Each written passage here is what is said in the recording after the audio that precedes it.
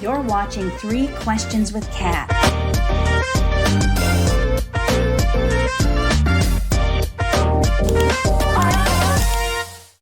Hey, it's Catherine here, and I'm back for another episode of 3 Questions with Kat. I just ran into Chad Sano.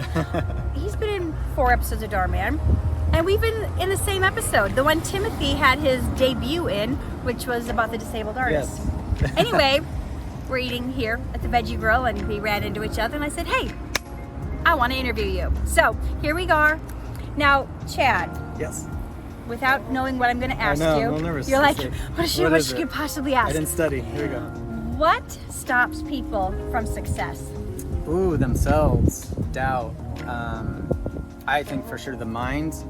And this is why people need community. I think community is super important. People tend, unfortunately, you can bring yourself down faster than anyone else could. So I guess in one word it would be doubt and stopping yourself or thinking or comparison, things like that. But it's things that you do to yourself.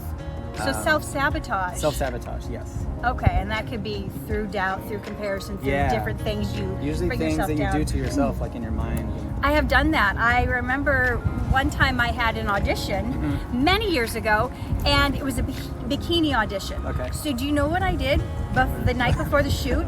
If you want to talk about sabotage, I went out and bought a dozen Krispy Kreme donuts. Oh, yeah. And I'm allergic to gluten.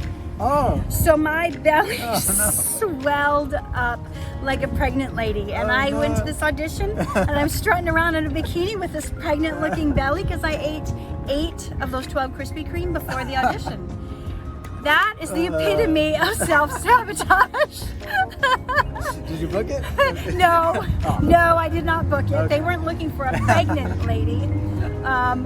So yes, but there's different things we do, and I think that probably also stems from a worthiness thing. Like you don't think you deserve it, or something is making you not do it. Okay, the second question I always ask people is, how do you overcome obstacles? You know, anything you do in life, especially your goals, your dreams, you're going to run up against roadblocks that are getting in your way. Do you let it stop you, or how do you get over them? You probably had some challenges as an actor or any other areas of your life that maybe you can draw experience from. That is a tough one, because I do think it's something many, if not everyone, faces, right? It's like there's always going to be struggles in life. For me, I guess it's just personal, is like I've known since I was a kid what I'm passionate about, and that passion is what drives me. Like, I love storytelling. I've loved film since I was a kid. I love what it does to an audience. So for me, when I'm feeling like, oh, it's just me, how can I have these big dreams, how can I get there? I just keep in mind, like, what is driving me, and it's just like knowing that end goal and how powerful, especially in what we do, like filmmaking in general, you can create something, and that's how all these things start, is literally with just one person, and then you bring on people and whatever, and you create this huge thing that in our field can go around the world and people can view, and I just think it's so powerful. So just knowing like what's at stake and how influential what we can do in helping people, and like without even meeting them. So things like that. I love the end goal, and it's tough to do the hard work that no one's going to see you do, to get to the public. Okay, here's the end result, and now everyone gets to watch it. So the beginning stages are tough. Hundreds of thousands of hours put into the part you don't see for your 3-minute role on screen. 100%, yes, exactly, that no one will ever know. So but it's needed to get to that end result. You can't, there's no shortcut, you know, like if you want the quality, and especially film, there's a lot that goes into it, and unfortunately a lot of it is, it has to start somewhere. It has to start with you know, and like you taking the first steps to make it happen. Okay, and no one's ever given me that answer of passion. I love that, and it also sounds like, well, when you're passionate, but it also sounds like you've got it tied into your why. Exactly. Like why it's important. Because when people are not tied into their why they're doing this, it's so easy for them to give up if they don't see the bigger picture. Definitely. I have a coaching client that I am a life coach for, and he sometimes falls off his goals, and I have to keep reminding him, you know, he's got these financial goals he wants to meet because he wants to help all these children who are in like sex slavery and rescue them, and I have to, on days he's like being like, I don't want to do my stuff today, I'm like, what about those children? You know, so your passion, your why, knowing the message is getting out there. The third final question I like to ask people is, what do you wish you would have known 5 years ago? not to worry so much about other people and what they think.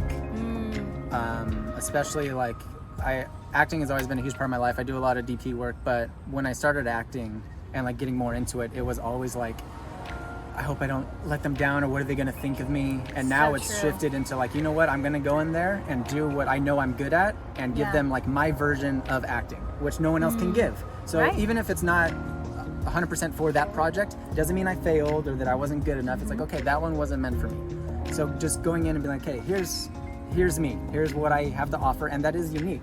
You know, it's not meant to like be a cocky thing, like I'm great, but it's like there is only me and there's only you know, and like, so I think not worrying about, again, going back to comparison or anything like that, just be you. And again, if you're passionate about it, let that drive you. Yeah, I love that answer. And you have to celebrate your own uniqueness. And it's so true that so many of us try to fit in this box, or we think this is what the casting director wants from us. We think this is what people, so we try to give them what we think they want rather than who we authentically are. 100%. And we can't succeed. I had a casting director tell me once, sometimes when actors don't know who they are, they're like, he compared it to like soda. And he said, you might be Orange Crush, but you think we want Diet Coke, so you come in here trying to be Diet Coke, but we get this sense that you're really like Orange Crush, and then we're confused. We don't know what flavor this is. And because it's like half truth, half lie. Yes. It's like, which, and you know what? You'll never know what a casting director is looking for. Because they don't even know what they're looking for until you bring it.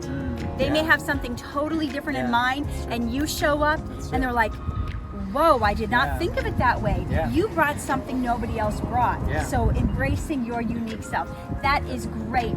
Chad, tell people how they can find you. Oh, well, I'm on Instagram, Chad Sano. It's just my name, ChadSano. I have a YouTube channel, C Sano Act, same last name, Sano. But yeah, thank you very much. Awesome. This was fun. Thank you for the interview. Of course, thank you. Bye, guys. Bye. To overcome your obstacles standing in the way of your success and have the tips you need to reach your dreams.